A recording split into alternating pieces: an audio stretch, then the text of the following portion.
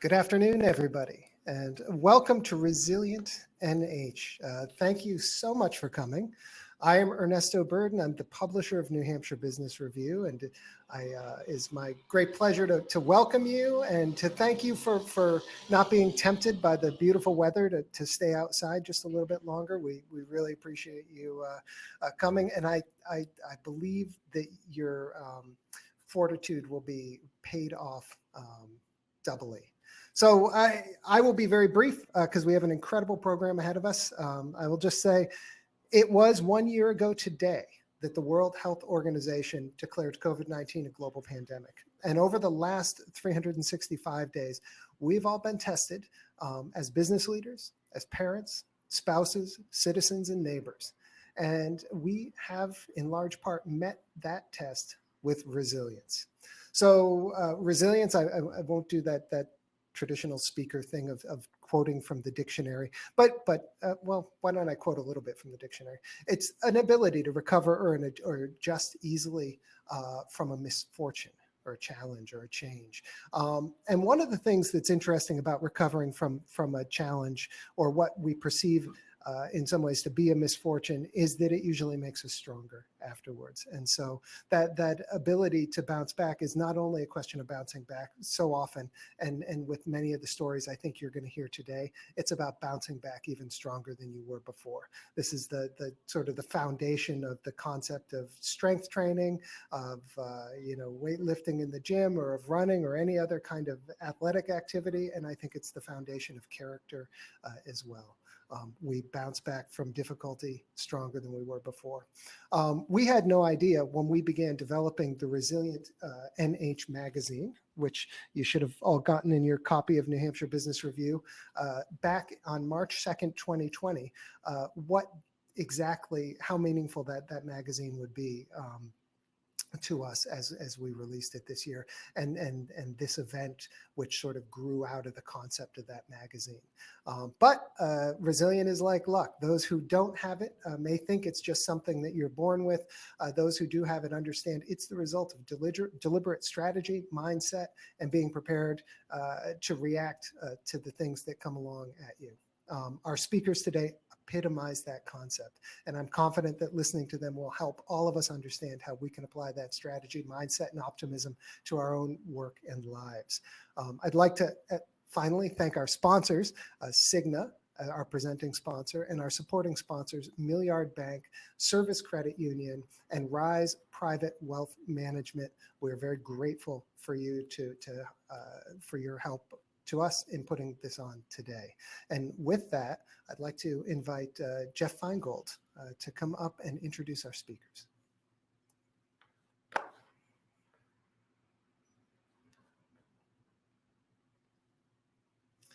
And here he comes, Jeff. Here we go. All right. You thought you lost me. I was about to come looking for you. I know. I'm on the second floor. Thank you very much, Ernesto. And I want to thank everybody who's here joining us today. This is a very special event for us to do. It's something we thought about tackling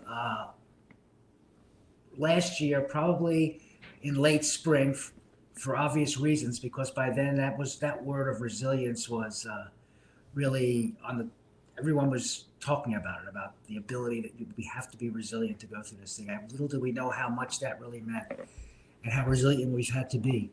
Our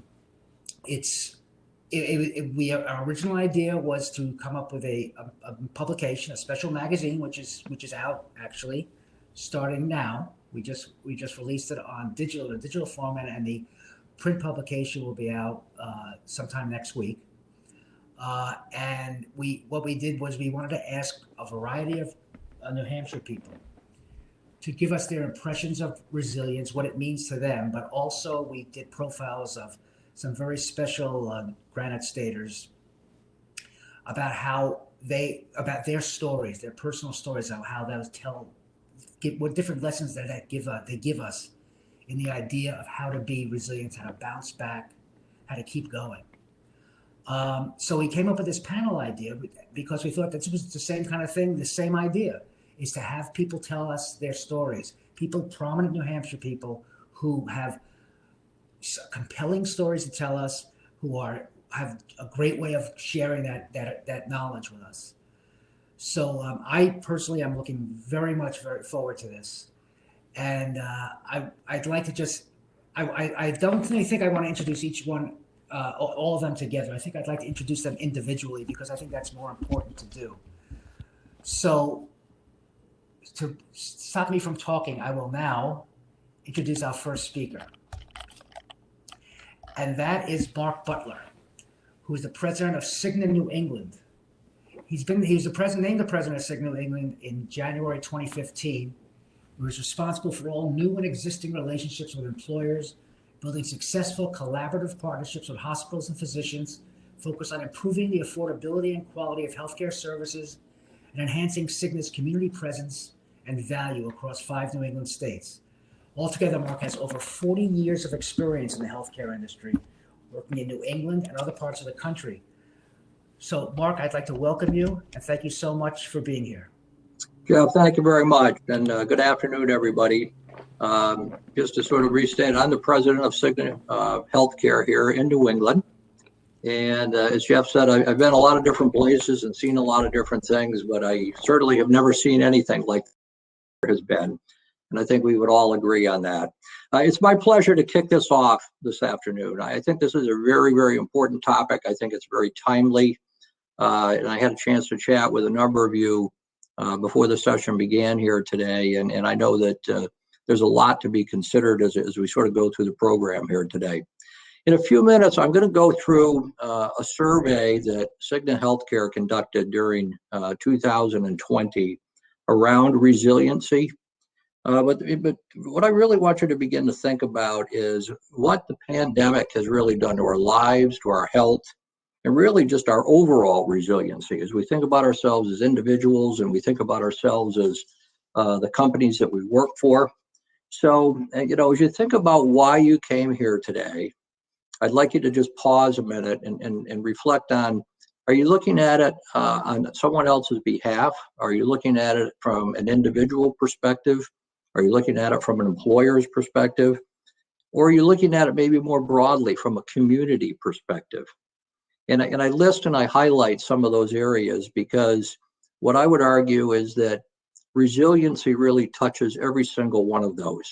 There's those activities that we do as individuals. There's those community organizations that we support as both organizations and individually.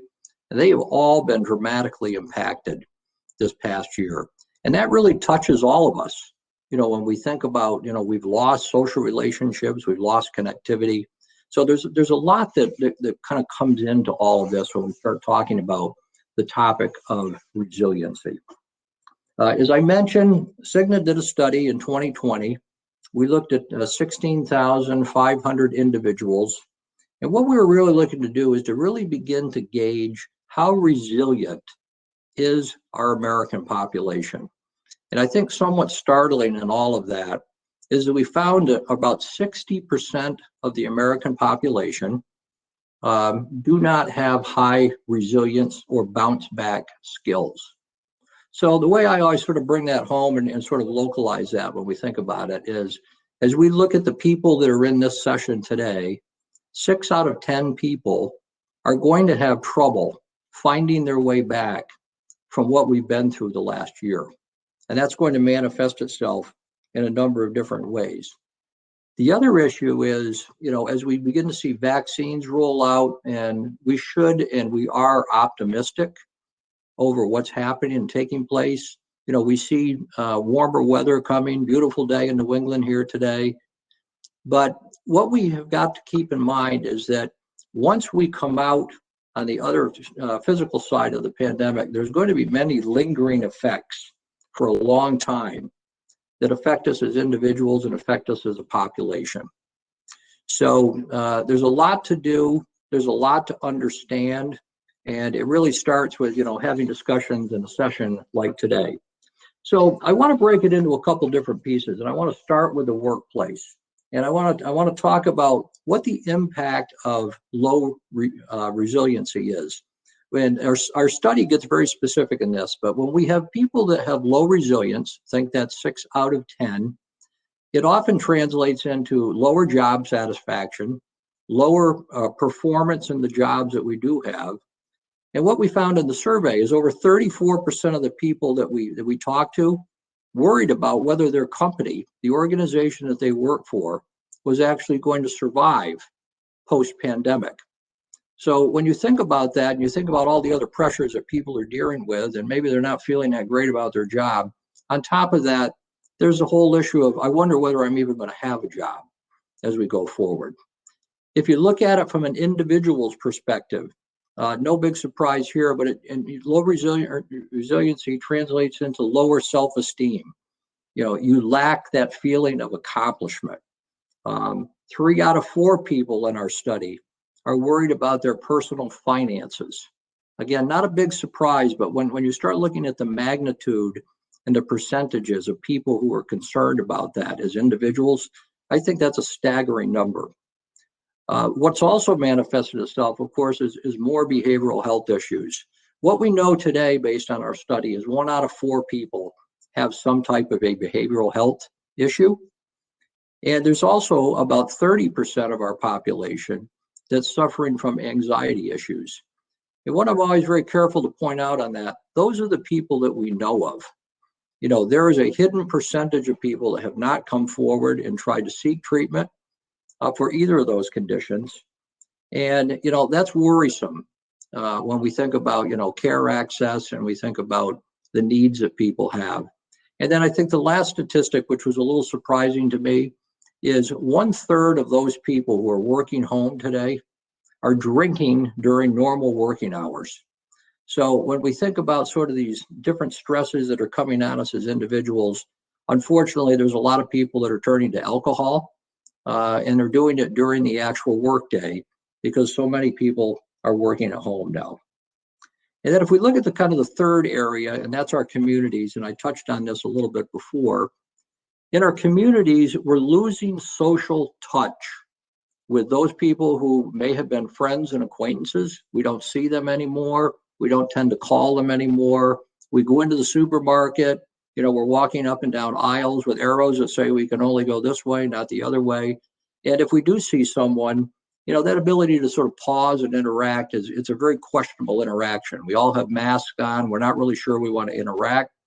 And then where that trickles down even more importantly is it goes into those community organizations that we've been personally involved with as individuals and that we would want to continue to support that are very much in need right now. There's so much pressure on those people and organizations that are doing good work to find people that will do that. So that's the environment we have, and that's sort of the pause moment to say, so why is this important? And I want to share some thoughts that I have on, so what can we do? So first of all, we need to understand that when we're talking about resiliency, one size does not fit all. Many of you out here today, you're business leaders, you may be parents, you may be a single mom, a single dad. Virtually everyone, it seems like these days, has some sort of a caregiving story. You could be a young adult, you could be an older adult, and in some cases, children. And when we look at the resiliency data inside of our study, we find that people's resilience becomes very age dependent. So think about a young child having a very high resiliency level. Young adults, 18 to 23, very low resiliency level. And then when we see older adults of 45 and older, we see that resiliency ability kicking up again.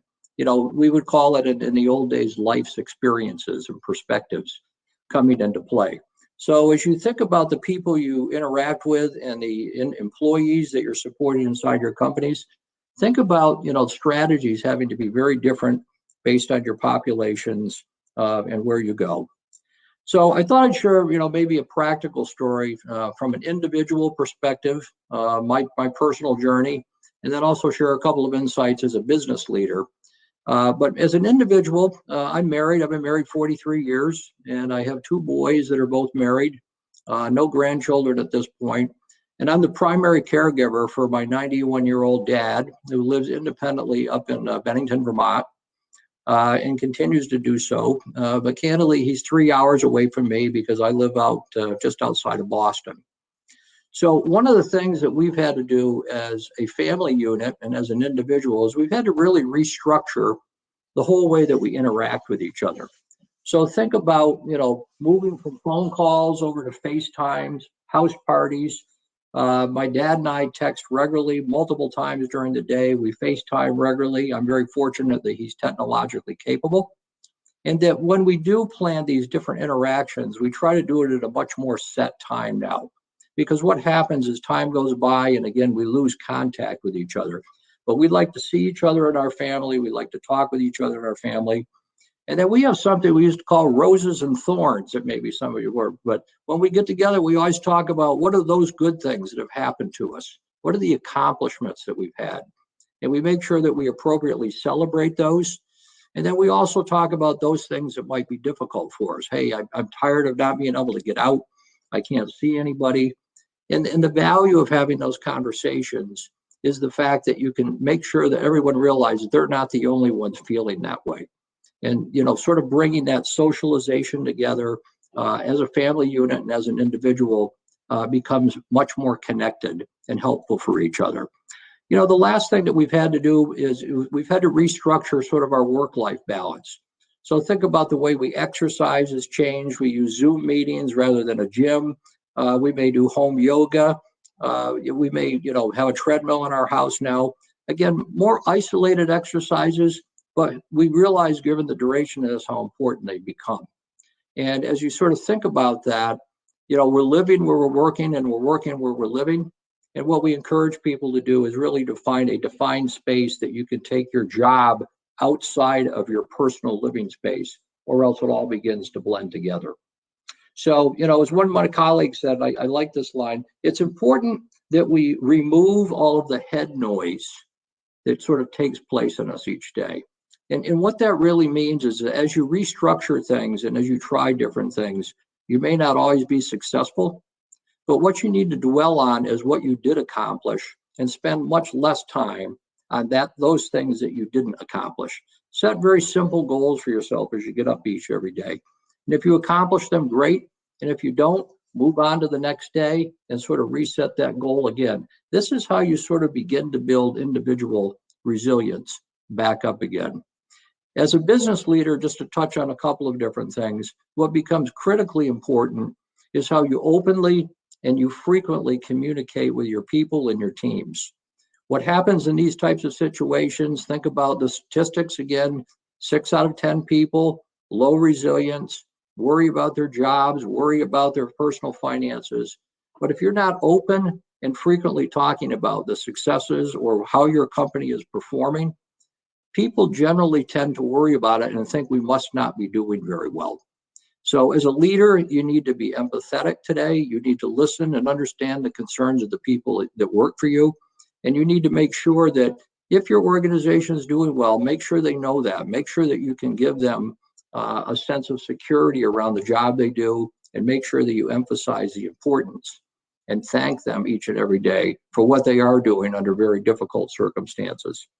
The other piece that we have to think about as employers is there's so many resources that companies and organizations are bringing to bear today.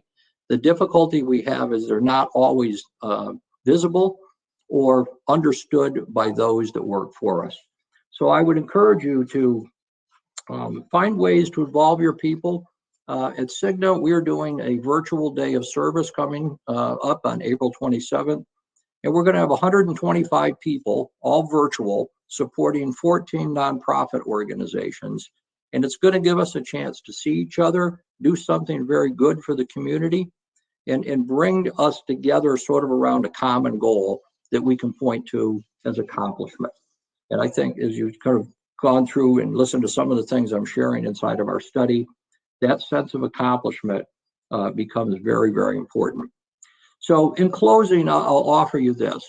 As you think about the people that you work with, the people that you personally socialize with, and you think about resiliency, don't put it into a one-size-fits-all. Think about steps that you can take to help people in your companies. Listen to what they need.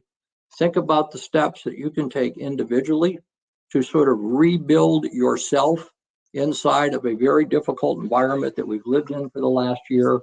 And make sure that you celebrate successes, whether that's in a business, in a community organization, or just successes that you define as an individual.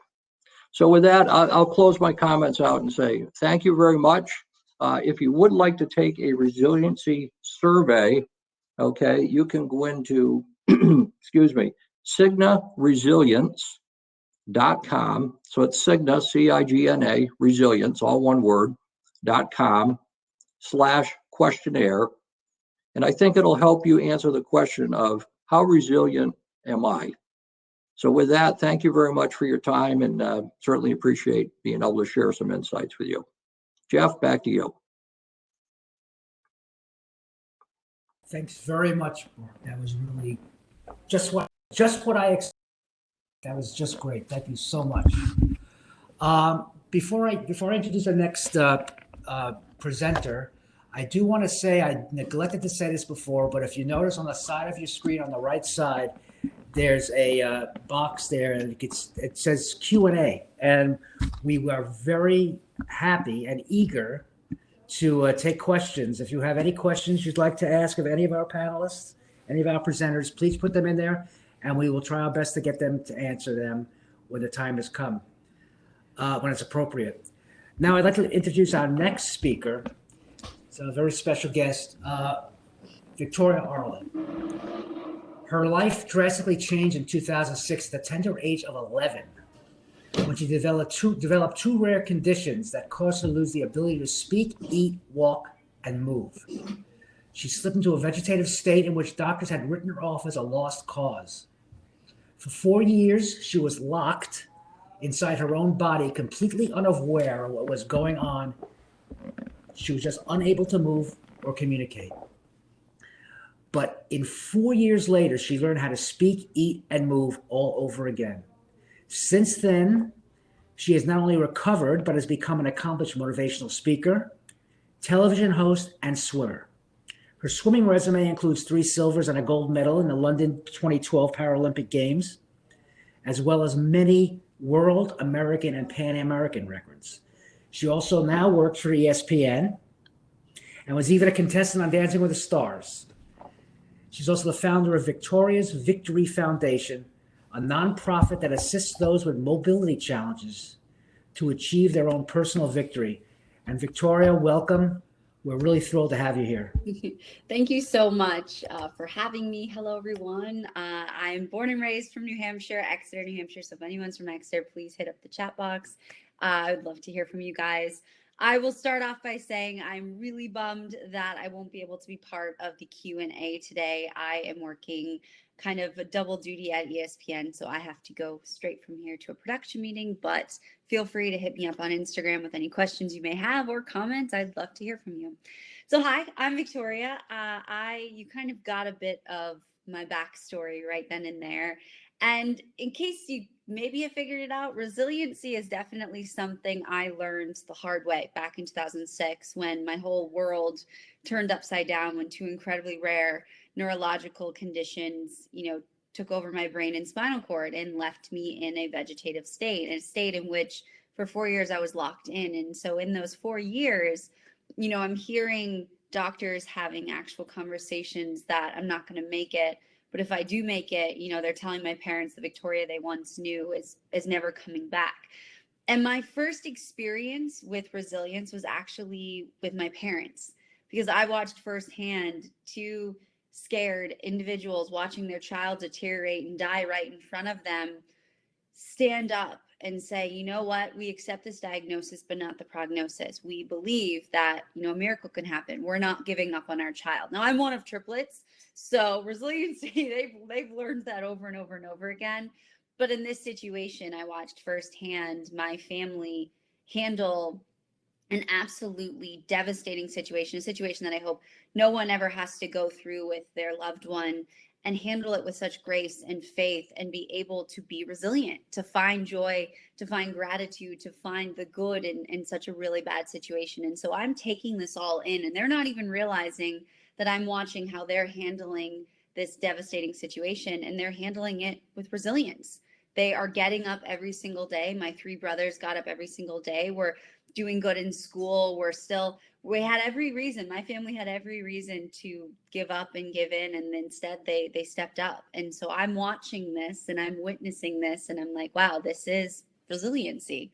This is resiliency in its finest. And so for 4 years, I learned that through them and then was able to take that as I kind of came back into the world and really put that into my own life and in my own journey and to get to where I am today, because just sitting here and being able to speak to you all is a feat in of itself. And so resiliency is something that I think we've all, I obviously learned when I was 11 what resiliency was, and now I'm 26. So I'm still learning. I think we all are. But I think this last year in particular has taught us what it means to be resilient, what it means to kind of take a step back and really see a bigger picture and lean into one another as much as we are from a distance. We have the ability to come together in forms like this. And so I'm not going to dive too much into my story because I feel like you kind of already have a glimpse of that, but I am going to talk about the things I learned. And, I really, really hope that no one ever goes through anything that I went through. But this last year, we've all been through something. We've all gone through, whether it was a loss or a struggle or your plans were completely rerouted to something you had no idea was coming. Let's face it, a year ago, we did not expect what happened and where we are today. But with that, I have always found that extraordinary challenges lead to extraordinary opportunities, but it's your job to get through those challenges that eventually lead you to those extraordinary opportunities. Now, it's hard.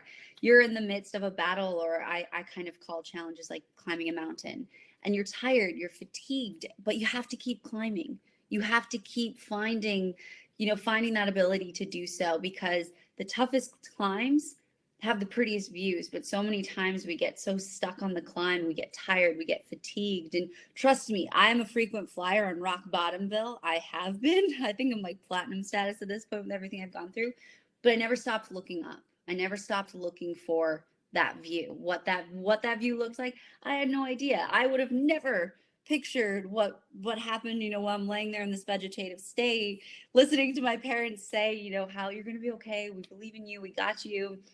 To now here we are. I don't think any of us pictured that. And I haven't stopped talking since I relearned how to talk. So I feel like at times my family's probably like, remember when she was quiet?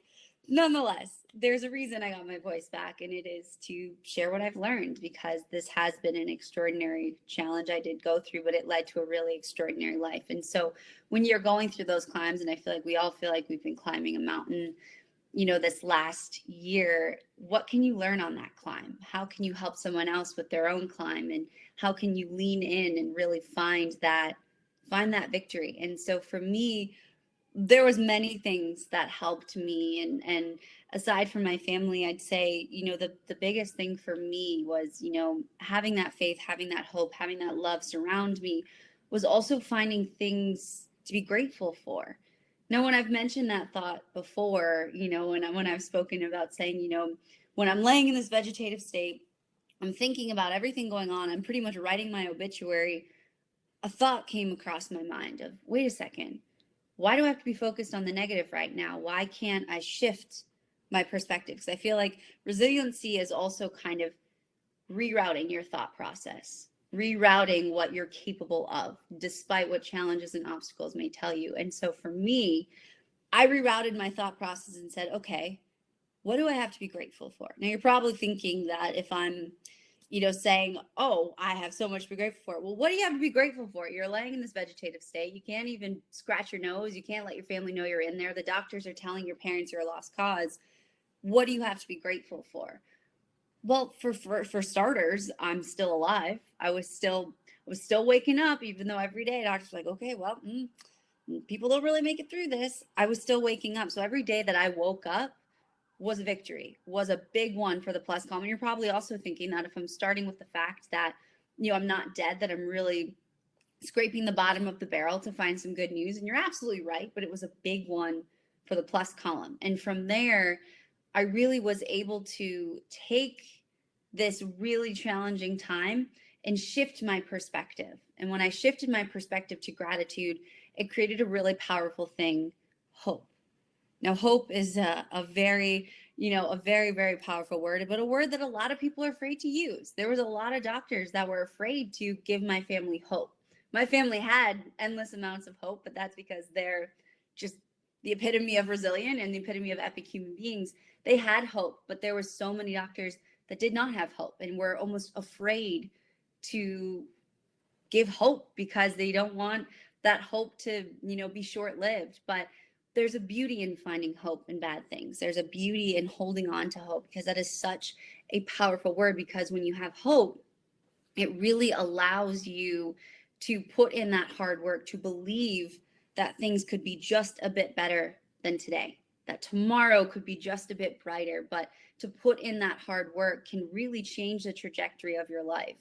And so for me, my whole life has been shifting my focus, that despite the storm raging on around me, to find the things to be grateful for. I'm grateful to be speaking to all of you guys. I'm grateful that we, despite everything that's gone on, we're still able to find ways to connect. We're still able to find ways to be resilient in a time that is uncharted for all of us, that none of us know how to navigate. But to know that when you have that focus of gratitude, it shifts your perspective, which creates hope, which, when you mix in a lot of hard work, can put you on a path beyond your wildest imagination and dreams. Trust me, I still look back and I'm like, if only I could tell, Victoria in that state that, hey, guess what? I think if we all knew where our paths were going, we would have, probably a lot more, okay, yeah, I'm good. But that's not what it's about. Resiliency, you earn that, that strength and resiliency when you are challenged, when you're climbing that mountain. And so for any of you guys, if you guys are climbing a mountain right now, keep climbing. I promise you, the view is worth it, and that you're going to be so excited when you get up there. And so when you get up there, help someone else get up there. At the end of the day, it's hard being distance from so many people, but we also still have the ability to help one another. We have the ability to reach out to one another. And I've done a lot of really cool things in my life, but I think the greatest thing I've been able to do is take the blessings that I've been given and the second chance I've been given at life, and give back and turn those blessings into blessings for other people through my foundation, the Victorious Victory Foundation. It's my tribute and dedication to the second chance I've been given at life. And we all have the ability to do great things. It's just, you have to take that first step.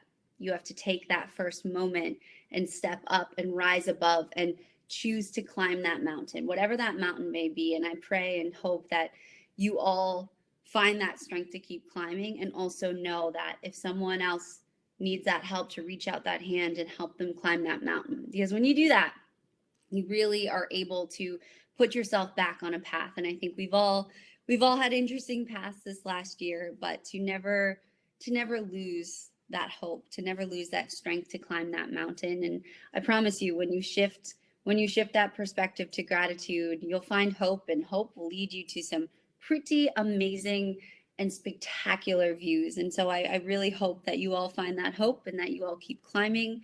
I'm cheering for you all. Trust me, even when it appears you've hit rock bottom, and I'm sure we've all hit different forms of rock bottom, there are always things to be grateful for. There are always things to remind you to keep going. And so if this is your reminder today, keep climbing. You got this. You really, really got this. And take it from someone who's fallen plenty of times, who spent a lot of time at rock bottom. Keep climbing. Look up. The view is worth it. The sun is shining. You got this. So thank you so much for this time today. I look forward to hearing from you guys, and I really, really appreciate the time. Thank you.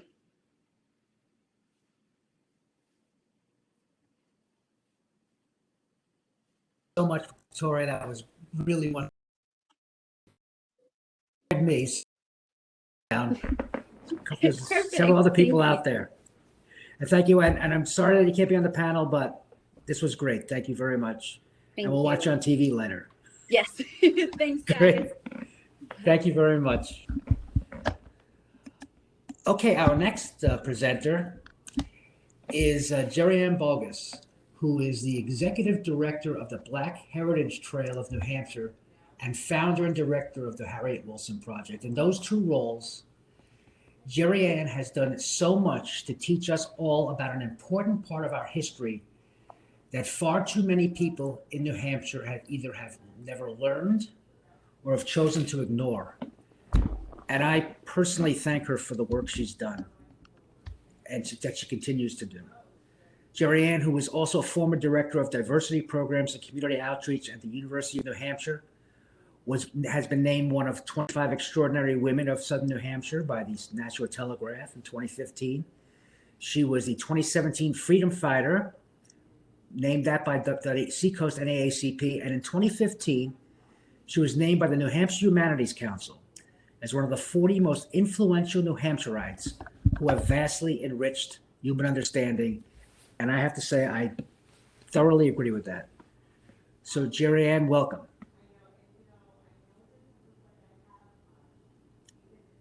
I think we're waiting for her.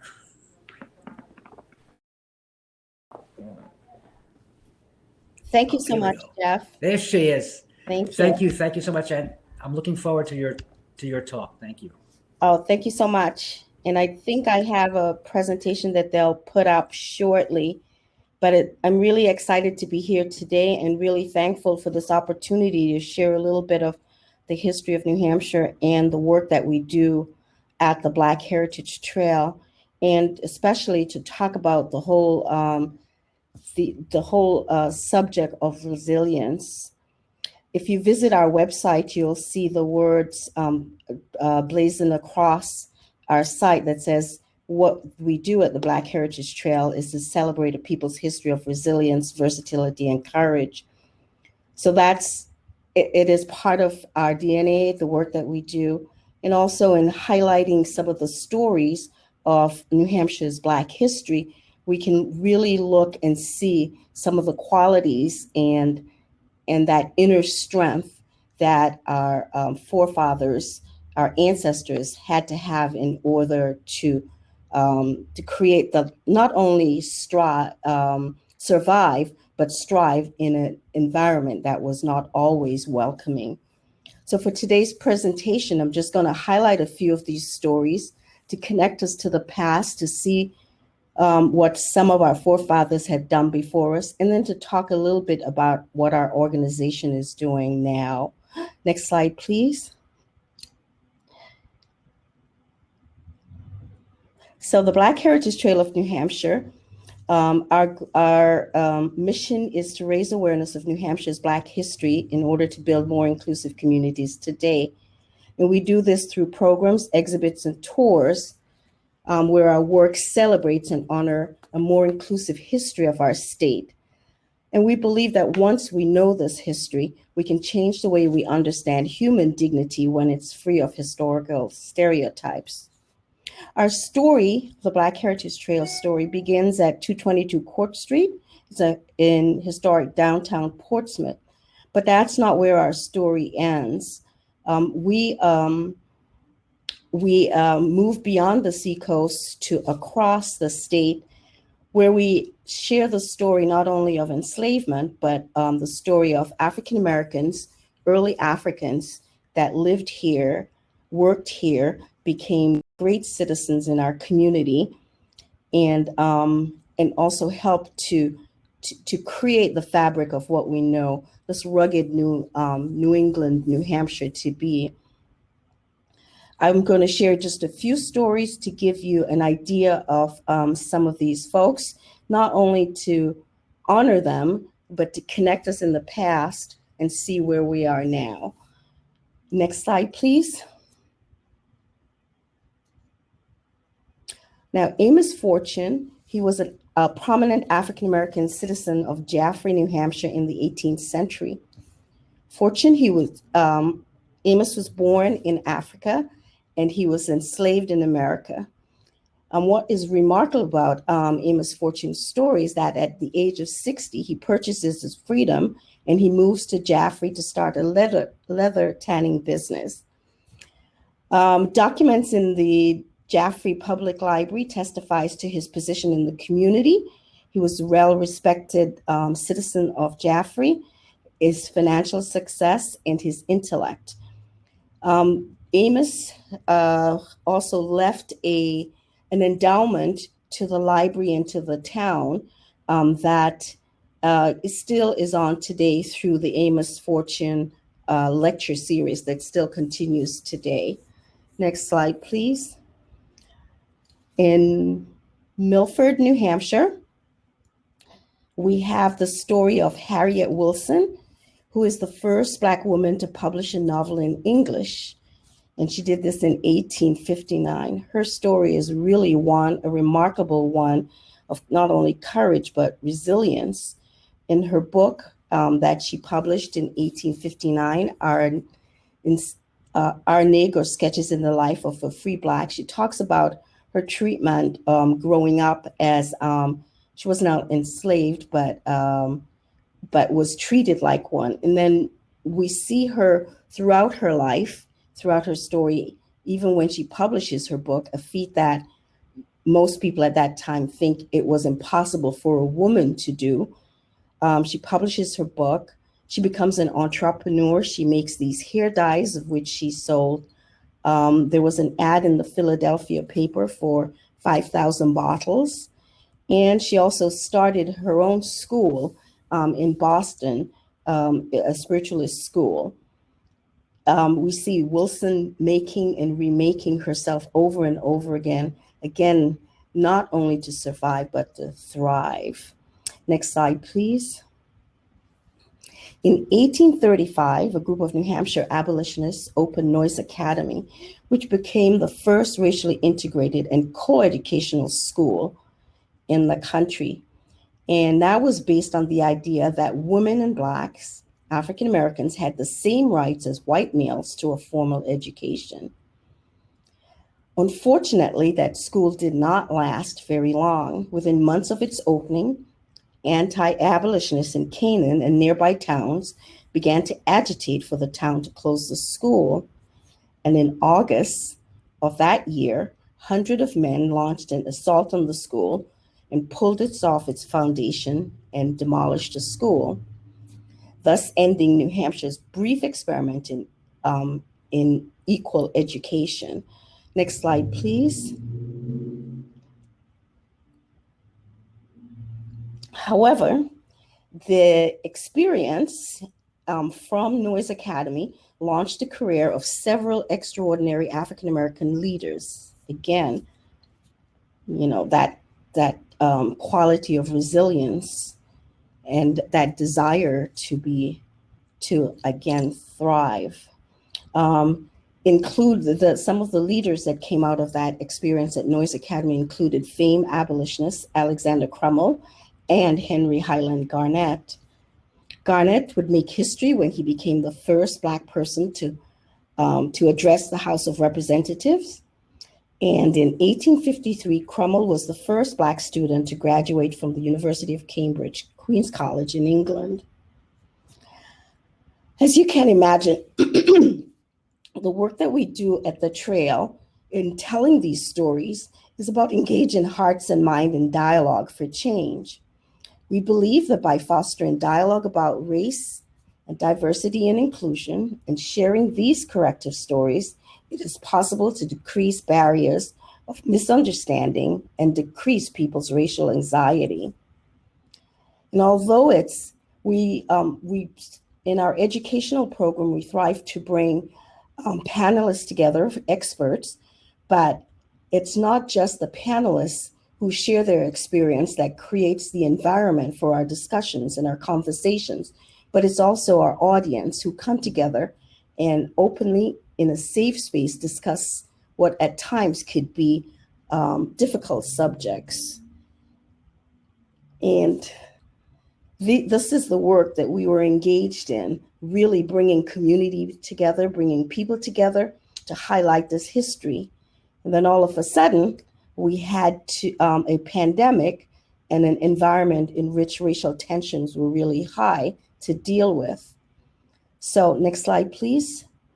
So what we had to do, when we couldn't gather in the groups that we normally gather in and create that energy where we are learning from each other, next slide, we had to quickly change our strategies and figure out ways in which that we could still be able to share these stories, still be able to offer tours. We had to move from creating big tours to limiting the size of our tours, and of course, follow the pandemic's protocols. But, we were really surprised that people were still interested and still wanted to come out to these the events that we offered, these tours, regardless, just so long as we were being safe and responsible. Next slide, please. We had to switch our bus tours to virtual tours. And our first virtual tour is actually just up on our YouTube page now. That's another thing we had to learn, is the new technology and new ways of sharing the information. But just like this platform that we're on today, Remo, new ways of presenting this information and keeping people engaged, still with that goal of sharing and highlighting stories, New Hampshire's Black history stories. Next slide, please. The other thing that we did was to really be deliberate and mindful of creating strong partnerships that would allow us to not only leverage the information that we have, but also make it visible. One such project was what we did with New Hampshire Public Radio, a series of tours, graveyard tours. And this was one of the things that we were thinking about when we came up with this idea, is that in a pandemic, where could you go? Where with the isolation, you still wanted to get outside, but you didn't want to be in crowds. So we came up with the idea of doing these tour to highlight some of New Hampshire's Black history stories. And we ended up doing taped 5 sessions, which is on the Civics 101 New Hampshire Public Radio program. And we'll be developing some educational curriculum around that. The other things we did that that worked for us, that was interesting for us, showing these way of being creative, of is working with our volunteers. Now, in an ideal space, and how we operated was our volunteers would help with programs, would be in our office, and engaging with our community, with our visitors in our space. And since we couldn't do that, what we created was a series meetings where we would have discussions. And most of our volunteers still meet monthly, 32 of them, to come together and talk about timely topics. So that has kept our volunteers with us and kept them engaged with the organization. And our last thing the new thing that we're doing since the pandemic was really focusing on creating a set of programs for our corporate partners that would not only engage them in learning about New Hampshire's Black history, but also ways in which this enriches the experience for their employees, how we can market our state, and also learn about the whole issue of diversity and its importance to our communities. Next slide, please.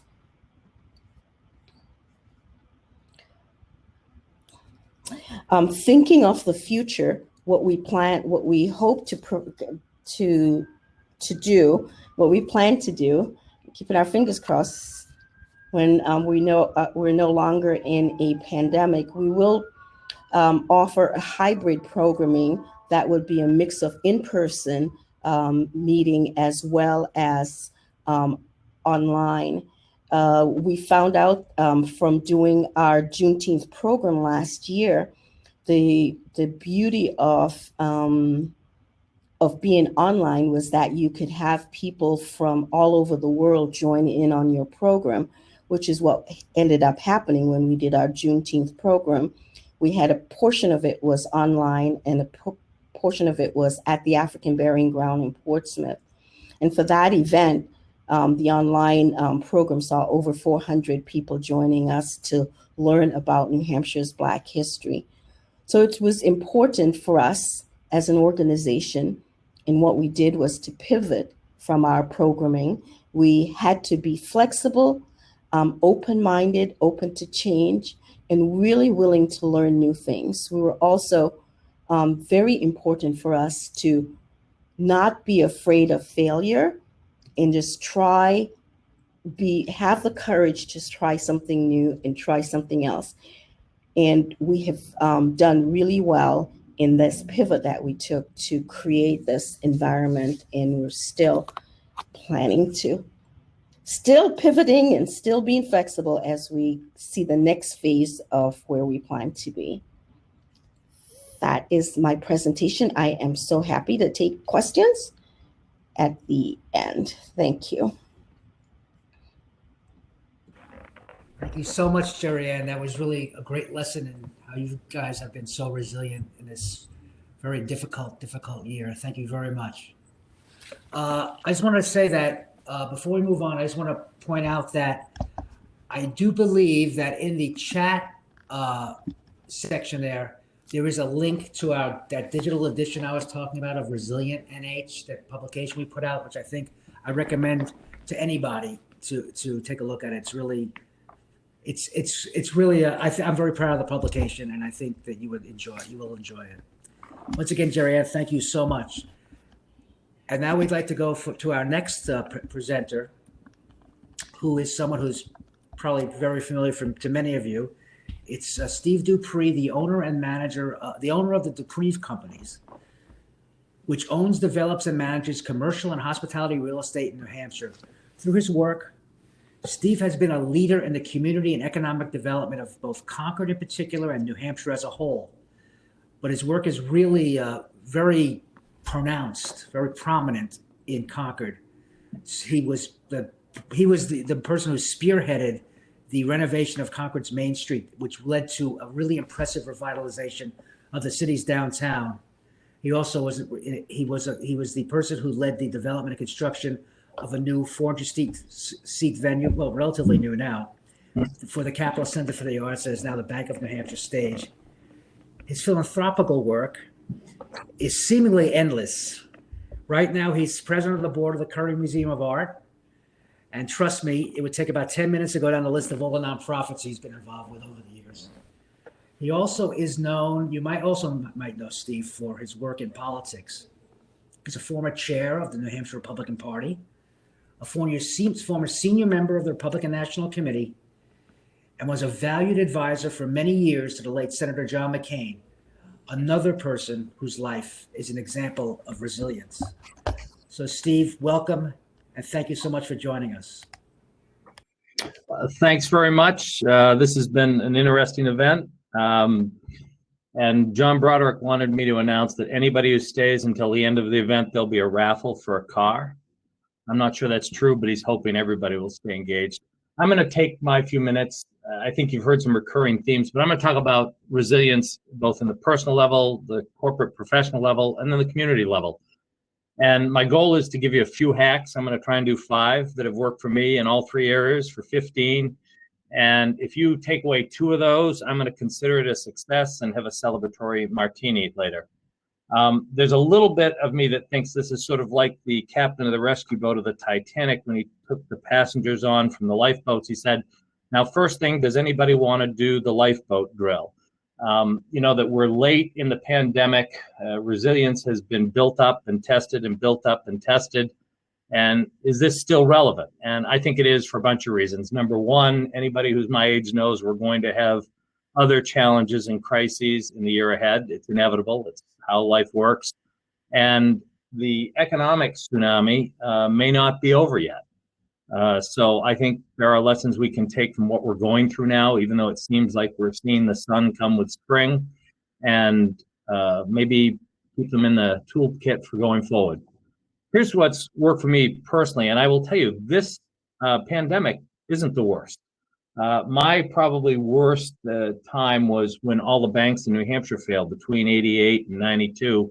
And I was very young in the development business. And all of a sudden, all three of the banks that I did business with were out of business. And that was where you developed resiliency fast or survive. And we barely did. But this one certainly tested it. And here are things that have worked for me personally.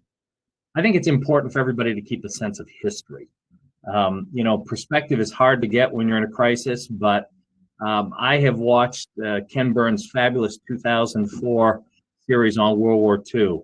And if you want to talk about resilience, talk about what our mothers and fathers went through, not only in stateside, but those of us who were fortunate enough to know veterans who fought in some of these horrific battles. Okinawa, a 98-day battle with 50,000 Americans lost. Talk about resilience to survive that. Or how about Churchill and the Blitz of London, 25,000 Londoners. That helps us put that sense, keeping a sense of history, I think helps you keep things in perspective. The second thing I do is remember your heroes. I don't care whether you're 18 or you're 88. I'm a real believer you need to have heroes in life. And I've got a whole bunch of them, but obviously I think people who know me know that I was very close to John McCain. And if you want to talk about resilience, talk about somebody who was in a POW camp for 6.5 years under really brutal conditions, and 2.5 years of those in isolation in a cage in the ground. What you learn from that pretty quickly is that perseverance becomes resilient if you stick with it long enough. Or how about General Anthony Mcauliffe, and if you're a World War II history buff like I am, in the Battle of Bastogne, who, when the Germans asked him to surrender, he said, nuts. Again, perseverance became resilience. A third thing that I do is routines. There was that great Admiral McRaven who gave that talk at Texas A&M called Make Your Bed, about some life hacks. And one of them was make your bed. And the message from that was to develop a routine, whether it's your run, your exercise, your 10 minutes a day, you meditate or something like that. Or in my case, I decided to try and make my bed every day like they do in the military. It's harder than it looks. But at the end of the day, no matter how badly the day's gone, at least I had one success. You've heard speakers, almost every speaker, talk about being grateful. And it's real easy to have a woe is me, and everybody has different levels of challenges. But it's important every day, I think, to find something you're grateful for. I have a friend who is dealing with pancreatic cancer. That's a tough cancer. That's not a good prognosis. And when I talked to him a month ago, he told me how grateful he was. And that was kind of surprising. But he was grateful because he was well enough that he was getting to spend quality time with people he loved and cared about.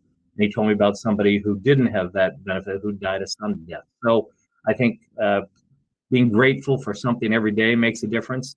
And then I'm not really a fan of the soft sciences, given that I'm sort of a Yankee from North Conway who's conservative in outlook. But I read a number of books about gratitude, and I have to tell you, taking a minute every day to express gratitude to someone else makes a huge lift to them and also to you. So every day I either try and write a note or call somebody, even if I get their voicemail, and tell them how much I appreciate something they did. Today, my call was to a state official who runs a department that not many people hear about or deal with, but he makes a heck of a difference and does a great job. And I was just saying, I appreciate that. So those are the sort of hacks I use personally. Professionally, I'll tell you a little bit about our business. We're in the hospitality business. We're not in a tourism market. We're in a business travel market. There's one business in Concord, really. It's the state of New Hampshire. It's closed, sort of. Last year, we saw a 55% revenue drop. We closed the Dupree Conference Center and Courtyard Hotel March 31st last year. We're opening it up April 1st this year. It's been closed a year. And we had to let 150 associates go, down from a headcount of 288 to 130. We're now back at 175. Tough times. But here's what I learned from that, and probably learned even quicker as a result of not doing a good job with it back in '89, which was a significant crisis. Move quickly. There are too many organizations looking for the perfect answer in a crisis, and they die a death of paralysis by analysis. You have to balance between making sure you've got good information, but not dawdling. Hard decisions have to be made. Look, I can tell you I was physically sick when we had to let the number of people go that we did, and we tried to meet with every single one of them. But if we'd not done so, we wouldn't be in the position we are today, which is profitable. Number two, have not one plan B, but 4 or 5 plan Bs. You know, the old saying, no battle plan survives contact with the enemy is true. Little tale, I grew up in North Conway. Back then, we were a mediocre sports team. I played high school sports. I was a quarterback back in the day when the coach told you to follow the play and there was like one option and you did it, even if it didn't work. And I got very tired of being crushed by these behemoths because the plan never worked. Not 11 people worked together on anything. So I used to develop a plan B, C, and D in sports, and that's a lesson that's worked well in life. When you're in a crisis, it's okay to move quickly and to have a plan, but while you're doing that, you better have a backup plan. When this crisis hit, the first thing we did was move to get as liquid as we could to build up our liquidity. I spent more hours reading about every government program and the Federal Reserve lending program and everything else. Have a plan B, have 5 plan Bs. Third thing in business, you've got to embrace frank or even brutal, but hopefully kind honesty. People have very good BS meters, particularly your staff. And if you're not authentic and you're not honest with them, it doesn't work. Don't try and sell what you don't think won't work because nobody will buy it. Number 4, I admitted right up front, I didn't know if we could survive the kind of crisis we were going through. And I told our team that. And I think people appreciate the fact that you're being honest, even when the honesty may not be rosy. But I have a lot of folks who've come to me who said, thank goodness that you told us the way it was. You kept us informed. You kept us in the loop. You have to be transparent with your stakeholders, not just your associates who work with you, but all your stakeholders, your suppliers, your lenders, your customers, most of all. And there's no such thing as being too transparent or telling them, those stakeholders, too much. 5th, and I think this goes without saying, you're all here, you all do this in your business, you have to lead by example. I pride myself that even though I qualify for Social Security, I think I work the hardest in my company, the most hours. I don't have the hardest job, but I work the most hours. Actually, I take that back. I work the second most. The Businesswoman of the Year, Pam Bissonette, outworks me, but age adjusted, I think I'm tied with her. And then final, as a professional or business hack, you've got to be positive. You've got to find humor even in grim situations. I love Monty Python and the Holy Grail. I've watched it about once every 2 months just to lift my spirits. And you know the old saying, when the Black Knight gets his arms cut off, for those of you who are English humor fans, it's just a flesh wound. Or as John McCain liked to joke, he used to say, in the words of Chairman Mao, it's always darkest before it goes totally black. He used to say that whenever we got bad news, which unfortunately was a little too often. Last, I just want to say a word about community resilience. What is it? And I think community resilience is really the ability to keep a civil, cohesive, an inclusive, and well-functioning community, even in hard times or times of crisis. And the headline I would give you there is that times of challenge also create great opportunities to build resilience, even when you're drawing on your existing resilience. And the hacks I'll give you there are, number 1, leaders have got to lead.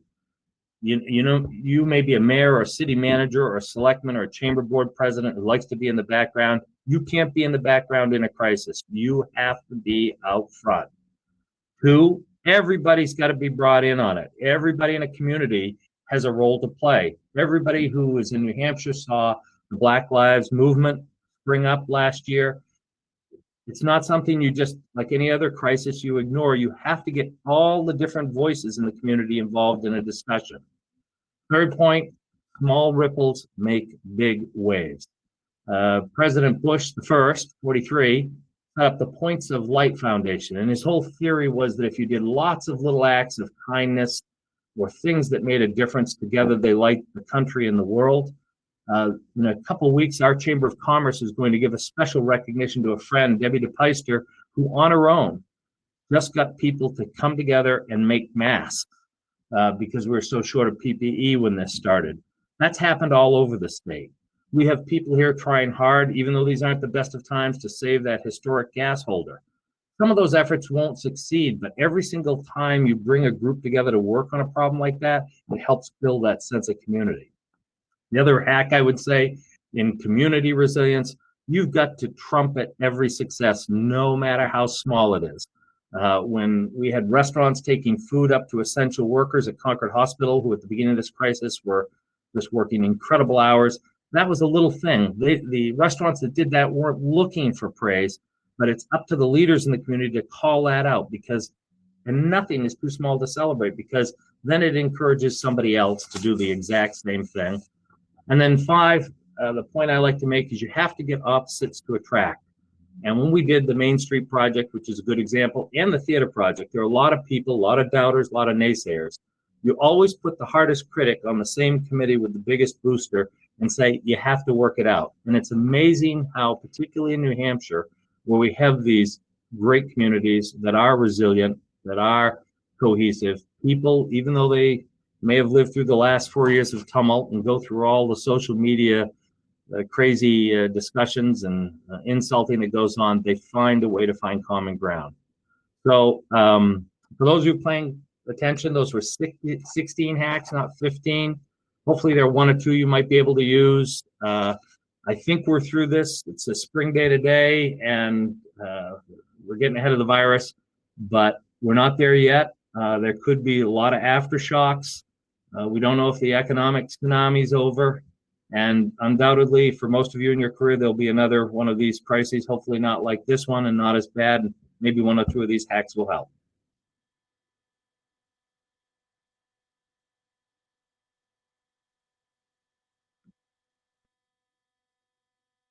Thank you so much, Steve. That was really great. And actually, I really appreciate you talking about how this has been a really terrible thing they've gone through, but you have to look at it relatively. And I know both my parents grew up in the Depression.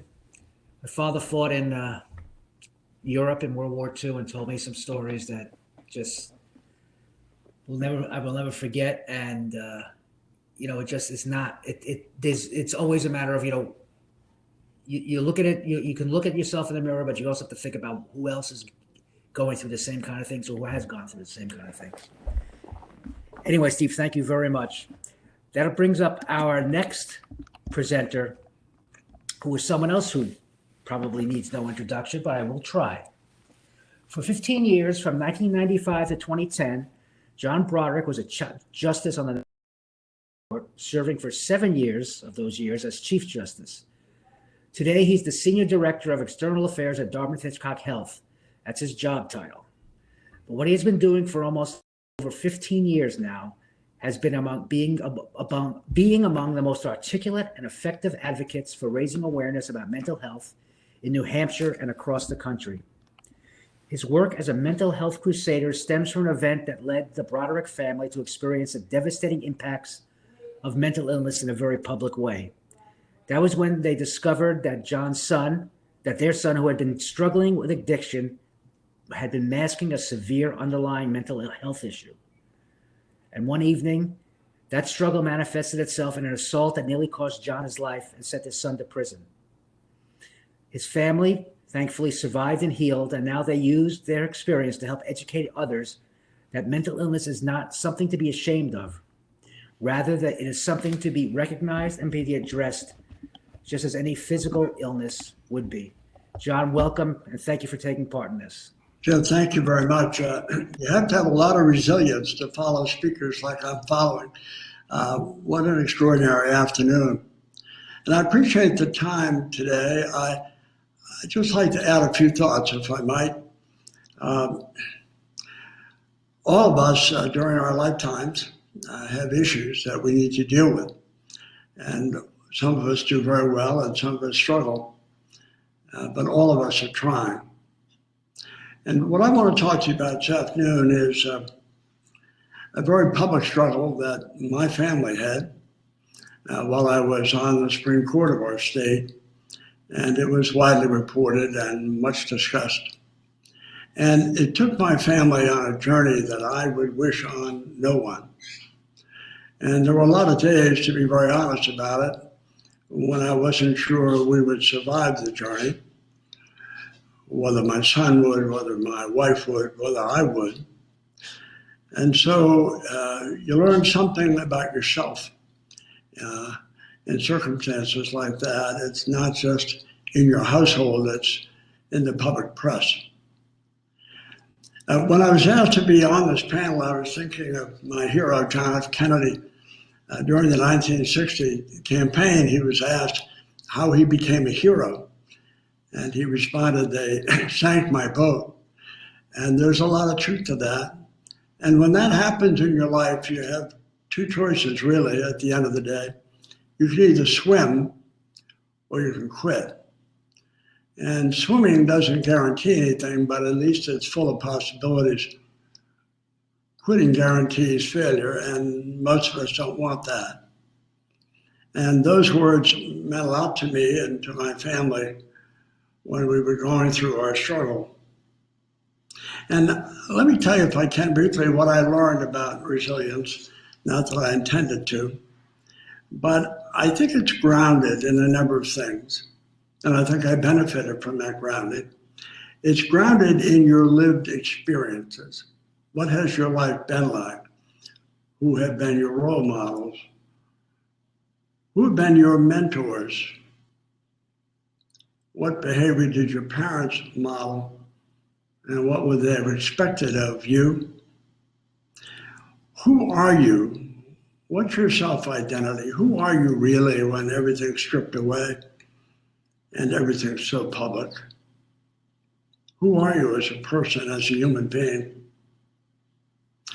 What examples of other people, some you know, some you don't, some you read about, Senator McCain, obviously being a prime example of an extraordinary person who did what most of us likely could never have done. And also, I think, at least in my own case, my resilience was grounded in my faith. And I attribute that to my parents, and I'm grateful that I had it. There were a lot of long rides home from the prison, and my faith was important. But from that grounding, I think there were several things, Steve Dupree touched on a few certainly, that really come with being resilient. And what I learned early, and what I'm learning every day now, is purpose. Having a purpose larger than you really makes a difference. I've heard President Biden talk about the death of his son, Beau, and he said what I've said. You have to have a purpose. That's how you get back in the race. And his purpose was not about him, but it was a larger purpose in politics and government. Resilience is a lot like leadership, by the way. It's not about you.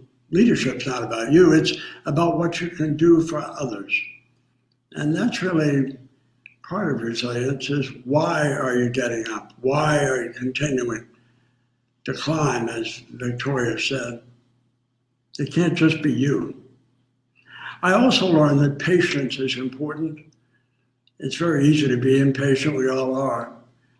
But when the journey is a long journey that you don't really control, patience is important. And it's an advantage, by the way.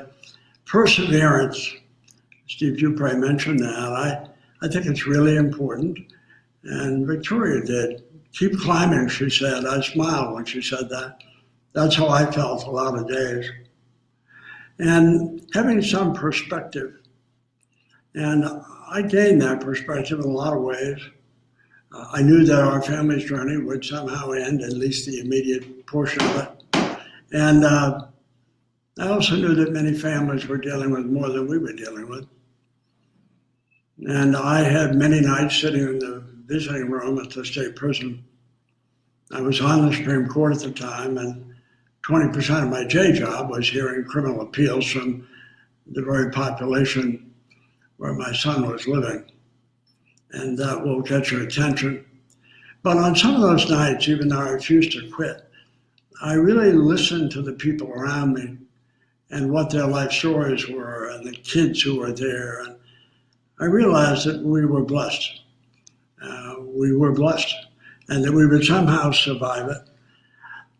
I think, I don't know whether Stephen mentioned it, but it's true, and that's gratitude. I was grateful that my family survived it. I was grateful that there were possibilities. I was grateful that my son and I had healed, and grateful that he was coming home. That's part of resilience, I think. It also, I think, teaches you, certainly what we endured, is a sense of humility. And if you don't have that, you're not going to last too long. You're not going to be too buoyant in tough seas.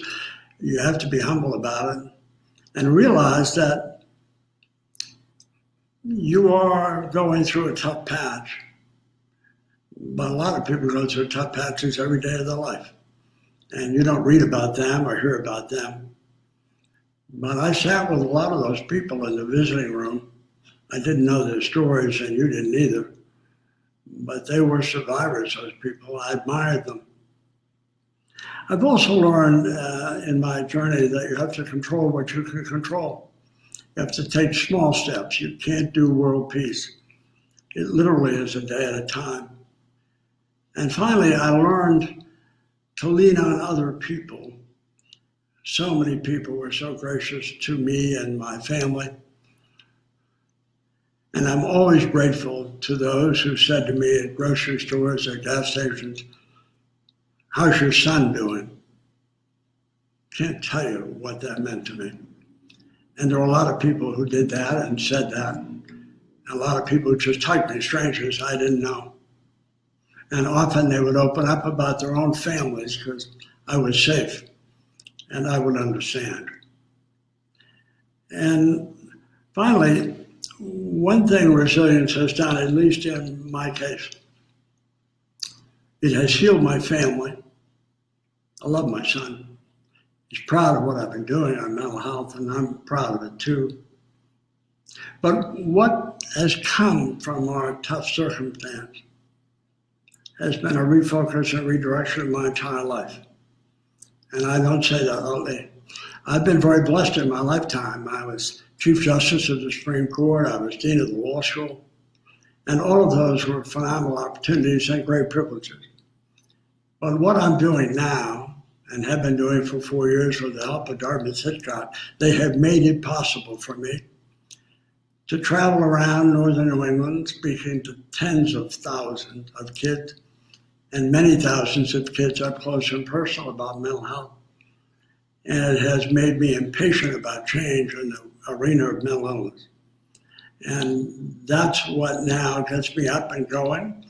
If I could do it for the next 20 years, I would. I don't think that'll be possible, but it's important. And it would never have happened, ever have happened, if my family's story hadn't played out so publicly. And I realized at some point that I had failed my own son, that I didn't know about mental illness. I didn't know what it was or what it wasn't. I do now. And that's my mission. So I guess I would say you may be going through a bad patch, but it may ultimately change your life. And that ultimately is what's happened in my life. Anyway, I'm happy to be here. I appreciate all of you who might be hanging around. I know it's a beautiful spring afternoon. So anyway, honored to be part of this, and it's a really important topic.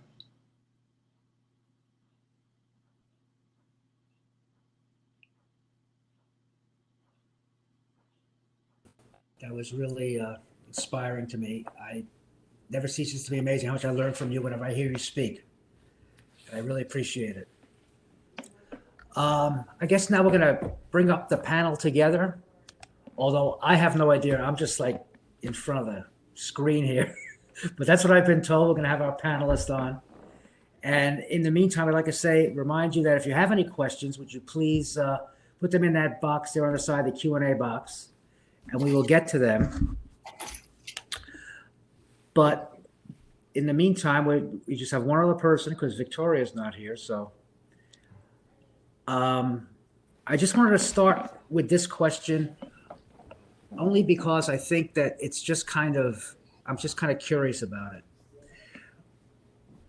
it. From the way you look at it, when let's say a year ago today, when you found out there was a pandemic and you knew that this was going to change things somewhat, but you didn't really know. Does some kind of something kick in? Does something motivate you to say, all right, I know that I'm going to have to be tougher now for the next X number of months? Or did something else happen to trigger this, I hate to use that word pivot, but your ability to just kind of to adapt to what was going on? Yeah. Yes, sir. Mr. Dupree. I mention this only because it's so timely. We had taken our entire hospitality management team to Barbados for a week of networking and scoping out the year ahead, thinking it was going to be like 2019. And it was on this exact day. The first 2 days we were there, things were fine. And then on the 9th, we got the overnight report from our hotels, and our occupancy dropped from a seasonal occupancy of about 50% to 1%. And we thought there must be a mistake. The night auditor must have pushed the wrong button. So we spent the day enjoying the island of Barbados. And the next morning, my COO and CFO and I were anxious to see the overnight report. And we did even worse. We had one hotel room out of 500 rented. One.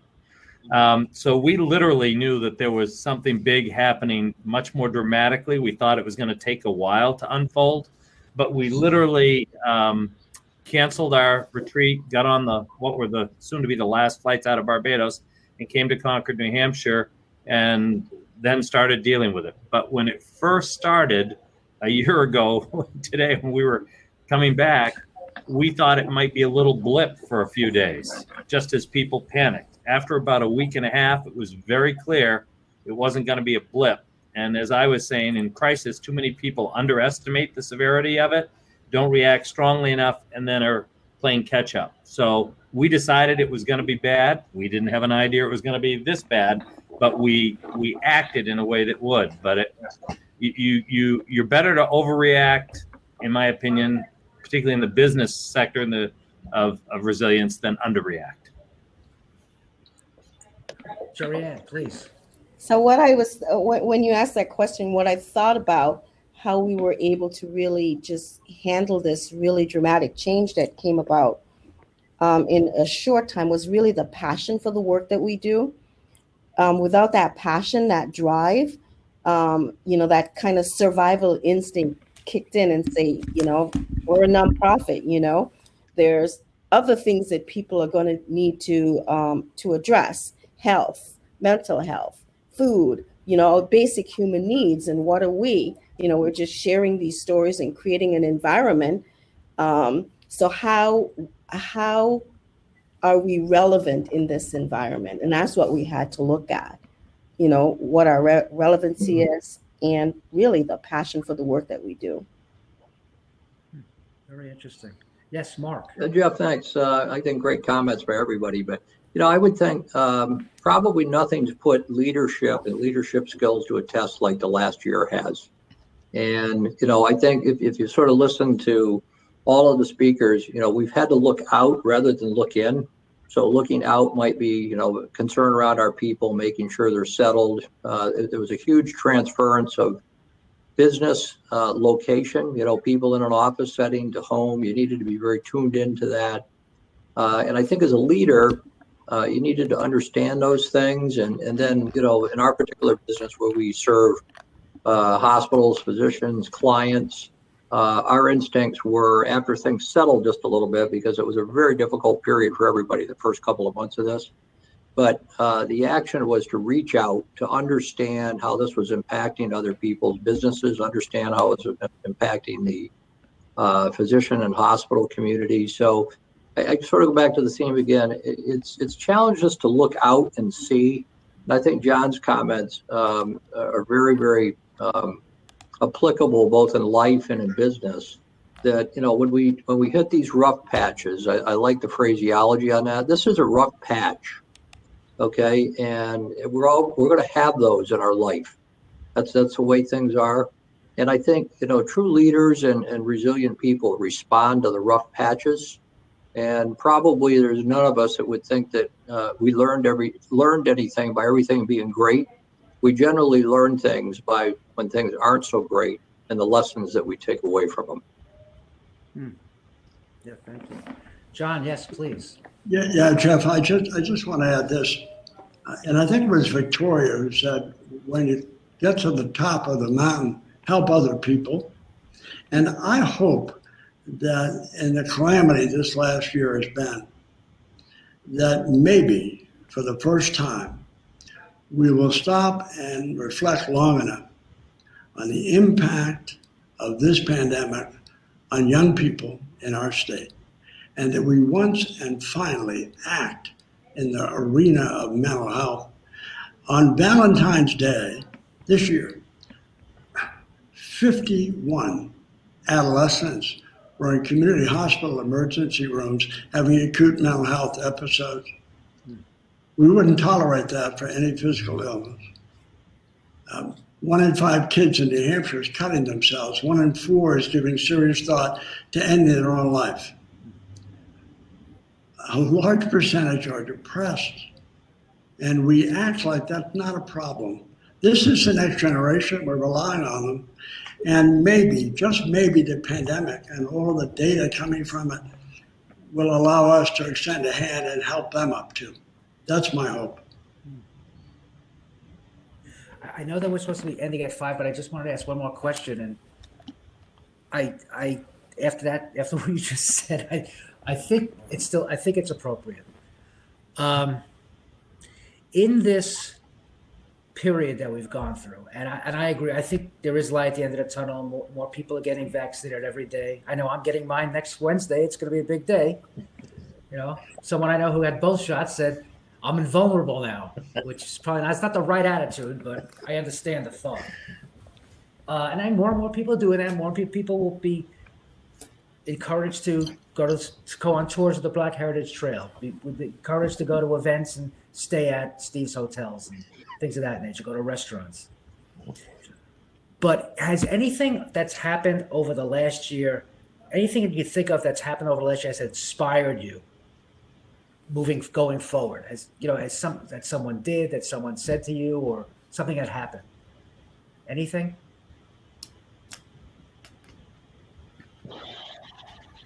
Steve. I'll just kick in. I'll tell you what inspires me. We have a large percentage of our workforce who are single parent households, and they have a job to do. And unfortunately, in the hospitality business, you can't do it remotely. It's hands-on. So we had to stay open, serve a lot of first responders and things like that. But we have people who are single parents who had to work a shift that was in a somewhat dangerous and exposed job. Also had childcare, that regular burden, and a lot of childcare places were closed down, and also had to become educators. So I think, to be very honest, the real heroes, and there are lots of heroes in this pandemic, but the real heroes for me are the single parents in particular, who had jobs where they've had to show up, that couldn't work remotely, who've had to educate their kids, keep food on the table, and try and work and keep it all together. Those, to me, are the heroes of this pandemic. Really well said. Jeff? Yes, John, please. Maybe I'm saying this because I work at a hospital, but I think I'd say it anyway. People in healthcare, nurses, frontline medical staff. I remember when this pandemic hit, and those of us who didn't have those jobs at DH were kind of off campus, so to speak, and sheltered in place. And a lot of people were masking up, gloving up, and going in every day to the hospital to provide services. It's quiet heroism, but it's inspiring. And I felt like the rest of us weren't doing enough. So people in the medical field, wherever they work, deserve our praise and our thanks. Yes. And Jeff, I just add, I'm very involved in the Massachusetts Caregiving Coalition. And I think one of the things that has been inspiring from my perspective is there's been finally recognition in the workforce and everywhere of those people who are providing unpaid care on average about 24 hours a week, in addition to all of the things we're mentioning, maybe being a single parent, homeschooling children, working full time. I think there's finally recognition now that we have a significant issue on our hands, and we've got to help caregivers.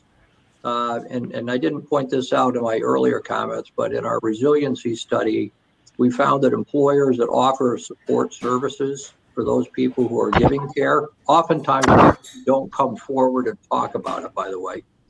The resilience scores go up about 22% for employers who are empathetic to those causes and provide support services to help them. So it's the next tidal wave, in my opinion, that's coming on our labor force.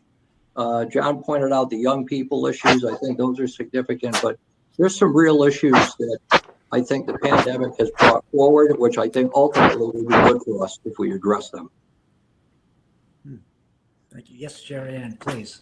So I would just add, there are so many vulnerable populations that were hit by the pandemic, but I think what I got my inspiration from was really our young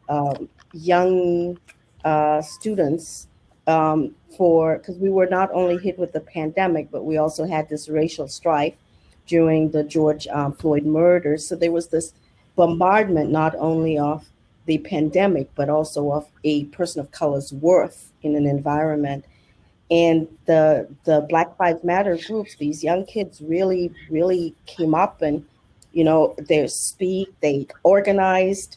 We had a couple of students on one of our panels, and they were just brilliant for that age. And it just reminded me that, sometimes we look at the young kids and say, they're just kids, but no, they are right here, involved, thinking human beings who can create change and can bring that change.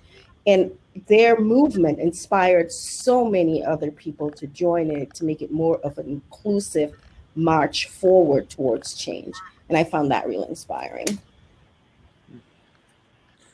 Yeah, I have to say thank you. I think we'll have to make that the last word, but I do have to say I'm not trying to blow smoke here, but I've been inspired by all of you, quite honestly, and also Victoria earlier. I really think that I'm thrilled we were able to put this together, because I think I know I personally learned a lot from this, listening to you and hearing you share. I thank you all very much. That's Jerry Ann Boggess, John Broderick, Mark Butler, and Steve Dupree.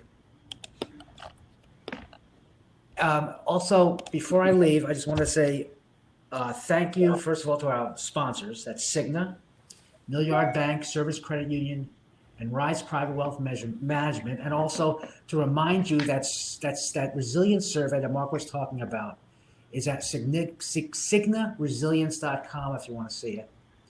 And also our Resilient NH publication. The digital version is online on our website. It's also available in the chat section there. There's a link to it. You can check it out there. But I want to thank everybody there for attending this, and I hope learning as much as I have. And our panelists, our presenters were just fantastic. And I wish I could take credit for the work they did, but we just asked them. So I'm really happy that we asked this particular bunch of people to share their thoughts and insights with us. So once again, thank you, and thank you all for attending. And be well, everybody. Thank you. Thanks, Jeff.